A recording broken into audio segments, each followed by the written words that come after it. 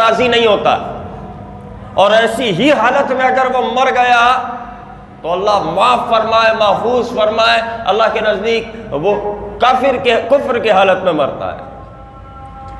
تو بہت سارے ایسے بھی گھومتے ہیں کہ جن کا کھانا پینا حرام ہے، پھر بھی جناب ولی بنے ہوئے یا اللہ کے محبوب بنے ہوئے۔ تو مستجاب الدعوات بننا یہ بڑا مشکل ہے کہ آپ کی دعا قبول ہو۔ خلق خدا کی خدمت ہی کرنی ہے نا، تو اس ذریعے سے کریں کہ آپ لوگوں کے لیے دعا کریں اور ان کے حق میں آپ کی دعائیں قبول ہو، تو وہ شخص مستجاب الدعوات تھا تو کتنے بڑے منصب پر فائز ہوگا، جو دعا کرتا قبول ہوتی۔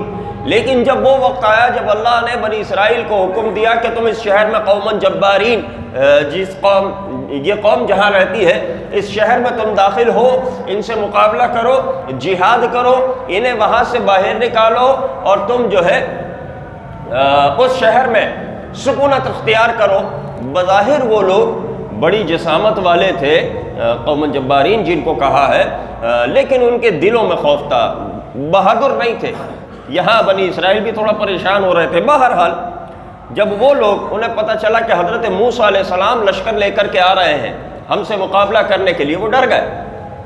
فوراً گئے وہ بلعم باعور کے پاس اور اسے کہا کہ حضرت موسیٰ جو ہے ہم پر حملہ کرنے کا ارادہ رکھتے ہیں، لہذا تم اللہ تعالیٰ سے حضرت موسیٰ علیہ السلام کی ہلاکت کی دعا کرو، یعنی حضرت موسیٰ علیہ السلام کے بارے میں بد دعا کرو۔ تو اس نے پہلے لوگوں کو ڈانٹا، سمجھایا کہ تم کیا بات لے کر کے آئے ہو، کیا ڈیمانڈ مجھ سے کر رہے ہو کہ موسیٰ علیہ السلام اللہ کے نبی ہیں اور میں اللہ کے نبی کے بارے میں زبان درازی کروں اور ان کے خلاف بد دعا کروں، تو مجھے میرا دین اس بات کی اجازت نہیں دیتا، میرا ایمان مجھے اجازت نہیں دیتا۔ پھر وہ جناب اس کے پاس بار بار چکر لگاتے رہے، وہ نہیں مانا، تو پھر انہوں نے اس کو مال کی پیشکش کی، اتنا مال کا ڈھیر اس کے قدموں میں لگا دیا کہ اس کا ایمان بھی تھوڑا ہل گیا۔ پھر اس نے کہا کہ اچھا چلو میں استخارہ کر کے بتاتا ہوں کہ مجھے اس چیز کی اجازت ہے یا نہیں۔ اس نے استخارہ کیا، اس کو اجازت نہیں ملی۔ پھر مزید لوگ اس کو جناب دباؤ ڈالتے رہے، بڑی سے بڑی لالچ اسے دیتے رہے، اور ایک وقت آیا کہ اسے اتنی مال کی لالچ اس کے سامنے، اتنا مال لگا دیا گیا کہ واقعی اس کا ایمان جو ہے وہ پگھل گیا، اور وہ اس بات کے لیے تیار ہو گیا کہ موسیٰ علیہ السلام کے خلاف بد دعا کر دیں۔ اب ایک مخصوص مقام تھا، کوئی اسی پہاڑ کی چوٹی پہ جا کر کے اس نے دعا کرنی تھی، قوم اس کے ساتھ تھی، تو وہ اس بات پر راضی ہو گیا کہ چلو ٹھیک ہے بد دعا کرتے ہیں۔ اب جب وہ اپنی سواری پر اس مقام، اس چوٹی کی طرف جا رہا تھا جہاں جا کر کے اس نے دعا کرنی تھی، تو اس کا جو جانور تھا وہ بار بار واپس پلٹتا، یہ اسے آگے بڑھاتا، وہ جانور واپس پلٹتا۔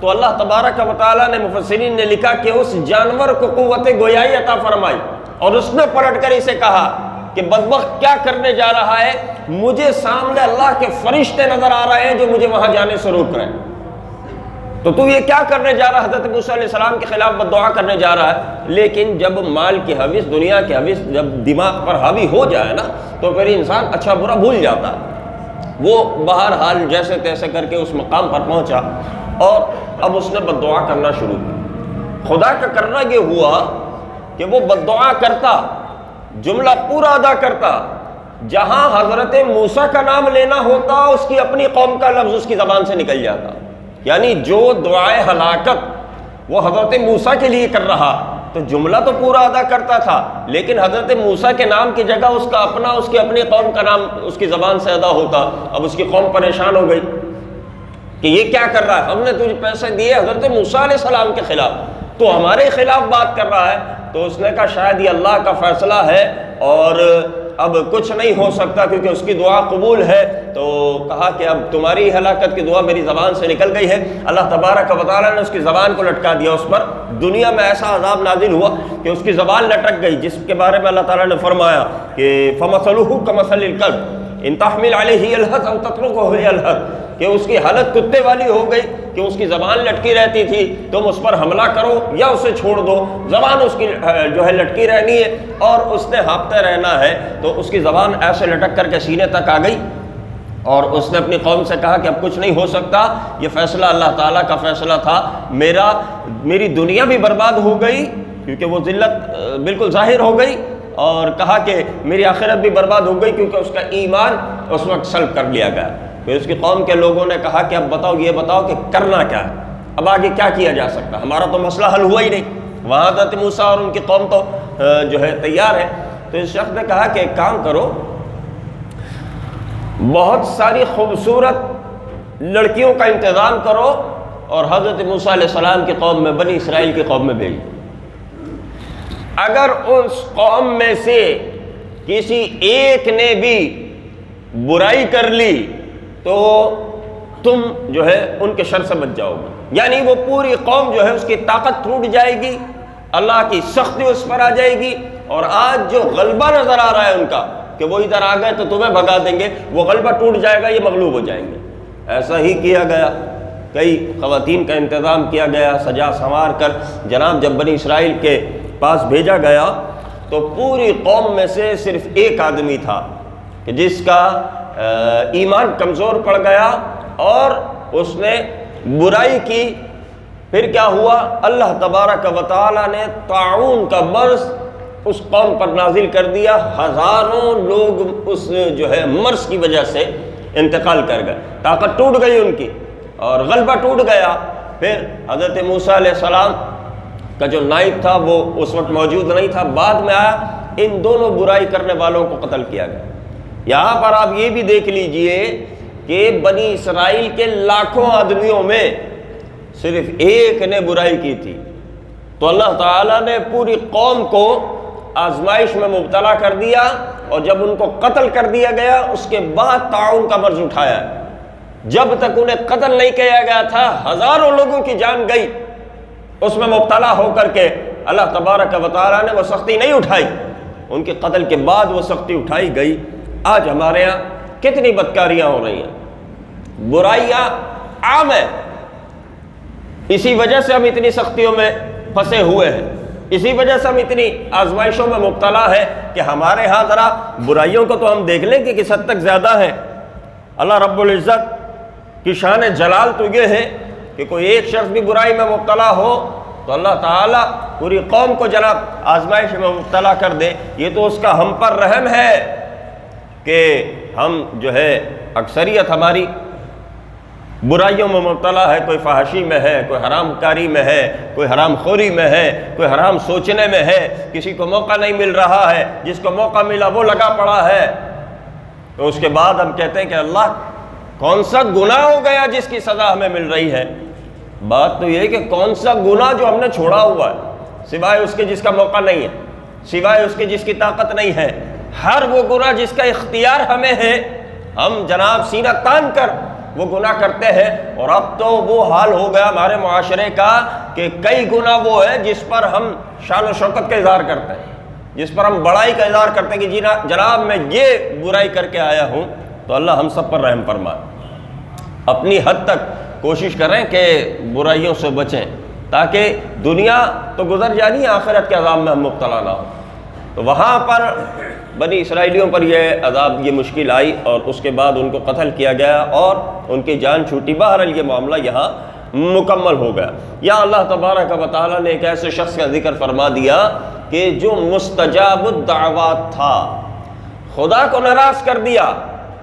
اللہ تبارک و تعالیٰ اس کی عبادتوں کا محتاج تھوڑی تھا، اللہ تبارک و تعالیٰ اس کی دعاؤں کا محتاج نہیں تھا، اس کے سجدوں کا محتاج نہیں تھا۔ اللہ نے اس کی ولایت تو ولایت ہے، ایمان بھی واپس لے لیا، ایمان بھی سلب کر لیا۔ تو جناب ایک اس کی عبادتیں تھی جو مستجاب الدعوات کے بندے درجے پر پہنچا ہوا تھا کہ اسے کسی کی بھلائی کرنے کے لیے کوئی بہت لمبا دورانیہ لگانے کی ضرورت نہیں تھی، ہاتھ اٹھا کر دعا کیا کرتا تھا، بندے کا کام ہو جایا کرتا تھا۔ یہ ایک بہت بڑا مقام ہوتا ہے، لیکن جب اس پر اللہ رب العزت کو جلال آیا تو اللہ نے اس کی ولایت تو ولایت، ایمان بھی لے لی۔ ایک ہماری جو ہے عبادت کیا ہے کسی کے سامنے؟ چند روزہ ہماری عبادت ہے، ہاں چند منٹ پورا دن میں ہماری عبادت ہوتی ہے، اس میں بھی ریاکاریاں شامل ہو جاتی ہیں، دکھاوا شامل ہو جاتا ہے، کسی کو جتانا شامل ہو جاتا ہے، 10 کام ہم اس کے اندر برائیوں والے کر لیتے ہیں۔ وہ عبادت بغیر سیکھے ہم کیے چلے جا رہے ہیں، عبادت درست ہو رہی نہیں ہو رہی، نیت کا تو ایک اعتبار الگ ہے، بحیثیت عمل بھی وہ عبادت درست ہے یا نہیں ہے ہمیں اس کا ہوش نہیں ہے۔ اس کے باوجود ہم جو آخرت سے اور اپنے خاتمے سے بے پرواہ ہے، کس بنیاد پر؟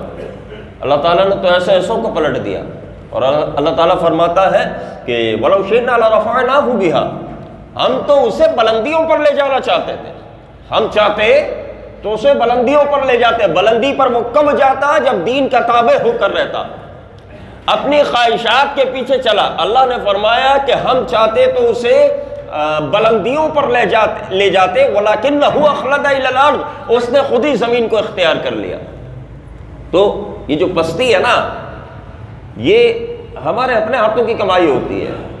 یہ آیت ہمارے بارے میں بھی ہے، وَلَوْ شِئْنَا لَرَفَعْنَاهُ بِهَا، کہ اگر اللہ چاہے تو ہمیں بلندیوں پر، کامیابی اور عزتوں کی بلندیوں پر لے جائے، لیکن ہم ناکامیوں کی، ذلتوں کی زمین پر کیوں چپکے ہوئے ہیں؟ کیونکہ ہم وہی کام کر رہے ہیں، خدا کو ناراض کر رہے ہیں۔ اس نے ایک بار ناراض کیا، وہی جتنا محبوب ہوتا ہے، جتنا قریب ہوتا ہے، اتنا ہی محتاط ہوتا ہے۔ ہم تو دور ہیں تو ہمیں احتیاط نہیں ہے، تو ایک بار اس نے رب کو ناراض کیا، اللہ تبارک و تعالیٰ نے اس کو سارا دنیا و آخرت برباد کر کے رکھ دی، ختم کر دی اس کی دنیا و آخرت کو۔ تو ہماری عبادتیں، ہمارے اعمال کیا ہیں اس شخص کے سامنے؟ اور یہاں پر اللہ تعالیٰ نے کتے کی مثال دی اس کے لیے۔ اس کے متعلق اس کے تحت مفسرین نے فرمایا دنیا تو اس کی برباد ہو ہی گئی تھی، اس کی زبان لٹک گئی تھی، ذلیل ہو گیا تھا وہ۔ اب جتنا مال اس نے جمع کیا دین بیچ کر، وہ اس کے کس کام کا؟ وہ اس کے اس مرض کو بھی ٹھیک نہیں کر سکتا تھا سارا مال، کیونکہ یہ خدائی قہر اور عذاب تھا۔ تو فرمایا کہ آپ نے سنا ہوگا اصحاب کہف کے ساتھ ایک کتا تھا، اور یہ بھی سنا ہوگا کہ وہ کتا جنت میں جائے گا۔ تو فرماتے ہیں کہ ایک کتا جنت میں جائے گا تو وہ کیا لطف اندوز ہو سکتا ہے وہاں کی نعمتوں سے؟ وہاں کی نعمتوں سے لطف اندوز ہونا یہ تو انسان کا کام ہے نا۔ تو بعد مفسرین نے یہ بھی لکھا کہ وہ اصحاب کہف کا جو کتا ہوگا وہ اس شخص کی صورت میں جنت میں جائے گا، اور اس شخص کو اس کتے کی صورت میں بنا کر کے جہنم میں بھیجا جائے گا۔ صورت ہی تبدیل کر دی جائے گی۔ یہ آخرت کا عذاب ہوگا جو ذلت سے بھرپور ہوگا۔ اللہ تعالی ہمیں محفوظ فرمائے۔ تو یہاں پر جہاں یہ عبادت اور خدا کو ناراض کرنے کی معاملہ ہے، وہیں ایک بات اور ہے کہ اپنے اختیارات کا درست استعمال کریں۔ اب یہاں پر کوئی یہ نہ سوچے کہ یار ہم تو مستجاب الدعوات نہیں ہیں، تو ہم تو اس زمرے میں آتے بھی نہیں ہیں، ہم مومن تو ہیں، بندہ خدا تو ہیں۔ بات یہ ہے کہ وہاں جو اس کے اختیارات تھے وہ اس نے غلط استعمال کیے، خدا کی مرضی کے خلاف استعمال کر دیے، خدا کے نبی کے خلاف استعمال کرنا چاہے، وہ سب الٹا ہو گیا، وہی اختیارات خود اس کی اپنی جان کے دشمن ہو گئے۔ تو اللہ نے جسے جو اختیار دیا ہے، ظاہری باطنی، جو بھی سبب اس کے ماتحت کیا ہے، وہ صرف اس لیے کیا ہے کہ اس کے ذریعے سے بندہ اللہ تعالیٰ کا قرب حاصل کرے، اس کے ذریعے سے بندہ خلق خدا کی خدمت کرے، اس کے ذریعے سے بندہ جو ہے دین کی خدمت کرے۔ جہاں وہ اختیارات دین کے خلاف استعمال ہوئے وہ ہماری جان کا عذاب ہو جائیں گے۔ جہاں وہ اختیارات حضور پاک علیہ الصلوۃ والسلام کی تعلیمات کے خلاف ہوں گے، بس اللہ کو جب جلال آ گیا وہیں پر جو ہے کام خراب ہو گیا۔ اور اس میں اللہ رب العزت کو کسی سے پوچھنے کی اور مشورہ کرنے کی ضرورت نہیں ہے۔ اللہ رب العزت بادشاہوں کا بادشاہ ہوتا وہی ہے جو اللہ چاہتا۔ جب اس کا حکم آ جائے تو پھر کوئی اس کے حکم کو پلٹانے والا نہیں ہے۔ تو اس وقت سے ڈرے کہ جب اللہ تبارک و تعالیٰ کا جو حکم آ جائے اور عافیت مانگے ہر چیز میں۔ ہم زندگی مانگ رہے ہیں، ہمیں کس کام کے لیے زندگی مانگ رہے ہیں؟ ایک شخص زندگی مانگتا ہے، طویل زندگی مانگتا ہے، سوال یہ ہے کہ اس طویل زندگی میں وہ کرنا کیا چاہتا ہے؟ خدا کی نافرمانی۔ خدا کی نافرمانی کے لیے زندگی مانگی جا رہی ہے۔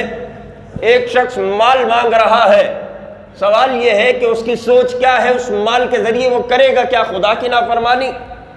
ایک شخص اولاد مانگ رہا ہے خدا کی نافرمانی کے لیے، ہماری دعائیں کس لیے ہیں؟ ہم خدا سے زندگی اسی کی نافرمانی میں استعمال کرنے کے ارادے سے مانگ رہے ہیں، ہم مال خدا سے اسی کی نافرمانی میں استعمال کے لیے مانگ رہے ہیں، تو ہم کس بات کے مستحق ہیں؟ پھر ہم رحمتوں کے مستحق ہیں؟ پھر ہم کس چیز کے مستحق ہیں؟ تو اللہ سے ڈرو۔ یہ جو خاتمہ ہے یہ اللہ کے اختیار میں ہے۔ اگرچہ اس وقت ہم یہ سوچ سکتے ہیں کہ جناب میں کلمہ پڑھ لوں، میں تجدید ایمان کر لوں، ابھی موقع اختیار ہے، وقت آخر جب آئے گا اس وقت موقع اور اختیار ختم ہو جائے گا، اس وقت فقط اللہ کا رحم ہوگا، فقط اللہ کی عطا ہوگی، تو وہ اللہ کی عطا، اس کی رحمت، اس کا رحم وہ زندگی میں مانگا جائے۔ اور دوسری بات، ایک تو اختیارات کوئی سے بھی ہوں دین کے خلاف استعمال نہ کیے جائیں، اور دوسری بات بالخصوص بد دعاؤں سے بچیں۔ بد دعائیں لینے سے جس طرح بچتے ہیں نا، یہ غریب کی بد دعا لگ جائے گی، وہ بھی صرف وہ اس شخص سے جس پر ہمیں رحم آ رہا ہو، ورنہ اگر ہمارا دشمن تو وہ کتنا ہی غریب ہو پھر اس کی بد دعا سے ہم نے نہیں ڈرنا۔ تو بہرحال جس طرح کسی کی بد دعا لینے سے اور لگنے سے ڈرتے ہیں، بد دعا دینے سے بھی ڈریں، کیونکہ کب قبولیت کا وقت ہو اور ہمارے کہے جذبات میں، غصے میں کہے ہوئے الفاظ وہ اللہ کی بارگاہ میں قبول ہو جائیں اور بعد میں ہمیں پچھتانا پڑے۔ رسول پاک علیہ الصلوۃ والسلام فرماتے ہیں، اپنے آپ کو بد دعا نہ دو، اپنی اولاد کو بد دعا نہ دو، اپنے مال کو بد دعا نہ دو، اور ایک روایت میں اپنے غلاموں کو بھی ہے، یعنی خادموں کو بد دعا نہیں دو۔ کیوں؟ کیونکہ تم نہیں جانتے کب قبولیت کا وقت ہے، تمہارے کہے ہوئے الفاظ اللہ کی بارگاہ میں قبول ہو گئے، تمہارا تو غصہ کل پرسوں اتر جائے گا، لیکن جو تمہارے کہے ہوئے الفاظ قبول ہوئے ہیں وہ جناب سند بن جائیں گے، اور ویسا ہی اللہ تعالیٰ ظاہر فرما دے گا، پھر تمہیں اپنے ان الفاظ پر پچھتاوا ہوگا، تمہیں اپنے ان الفاظ پر رونا آئے گا۔ جس طرح یہ طلاق کا معاملہ ہے نا، غصے میں دے دی 3 طلاق، بندہ 4 گھنٹے بعد پچھتا رہا ہوتا ہے، 2 گھنٹے بعد پچھتا رہا ہوتا ہے، تو تھوڑا سا اپنے غصے پر کنٹرول، چاہے وہ معاملہ طلاق، کیونکہ وہ بندے کا اختیار ہے، مرد کا اختیار ہے، تو مرد نے اس اختیار کے معاملے میں اپنے آپ کو پتہ نہیں فرعون بنایا ہوا ہے کہ بس زبان چلا دی، منہ کھول دیا، 3 فائر کر دیے ایک ساتھ، رشتہ ہی ختم کر دیا، خاندان کے خاندان ٹوٹ گئے، نہ اس وقت اسے وہ اپنا چھوٹا بچہ نظر آیا، نہ اسے اس وقت اپنے گھر کی عزت نظر آئی، ختم کر دیا رشتہ۔ اس کے بعد چور راستہ ڈھونڈ رہا ہوتا ہے بندہ۔ تو اسی طرح اس کے علاوہ بھی یہ زبان ہمارے اختیار میں ہے نا، جو چاہے چلا دے، جس کو جو چاہے بد دعا دے دیں، جس کو جو چاہے ہم الفاظ کہہ دیں، گالی دے دیں، کچھ بھی کر دیں، یہ سب سیو ہو رہا ہے۔ فرشتہ یہ سب لکھ رہا ہے کہ اپنی اس زبان سے لوگوں کے ساتھ ہم کیا سلوک کر رہے ہیں۔ رسول پاک علیہ الصلوۃ والسلام نے فرمایا، کامل مسلمان کون ہے؟ جس کی زبان اور ہاتھ سے دوسرے مسلمان محفوظ رہے۔